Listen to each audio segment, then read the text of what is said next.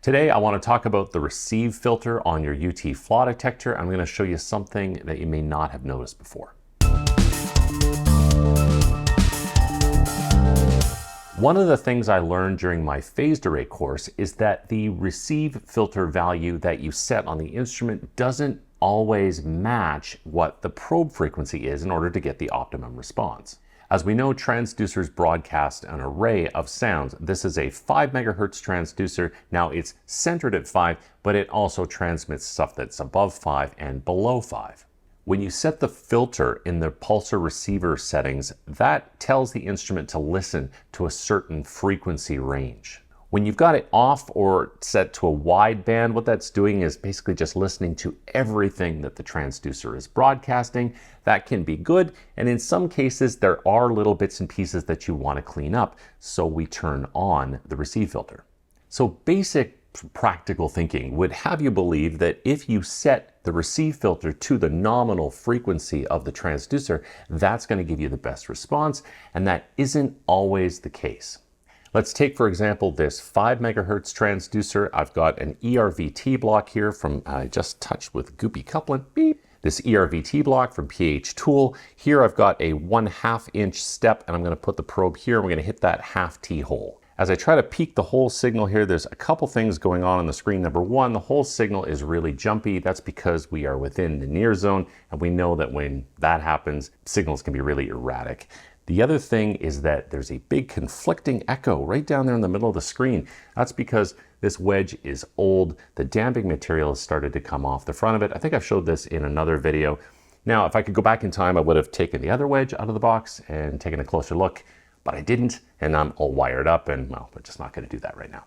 So I will peak the signal as best I can. We'll just pick something. We'll say right there, I'll hold my hands steady. Now what I'm going to do is we'll look at the filter setting. Right now it's set to broadband, so it's basically listening to everything that the probe is transmitting. Now if I switch this back down to say a wideband, which is now focused around the 5 megahertz, you can see we get a signal around 66-67%. Now if I lower this, it gets slightly better. 4 megahertz is about the same. So 4, 4.5, 5 is actually slightly worse. And of course, 7.5 is a lot worse. So why is the 4 or 4.5 slightly better than the 5 when that's a 5 meg transducer? When the sound leaves the transducer, it's legitimately centered around 5 megahertz. But what happens as sound travels through steel? It attenuates. And what's going to attenuate faster? The higher frequency stuff. This means that as the sound travels through the steel, the higher frequency stuff is stripped off more than the lower frequency stuff. This then reduces the bandwidth and slightly starts to shift things to the left, to the lower frequency part. That's why we get a slightly better response at slightly lower frequencies.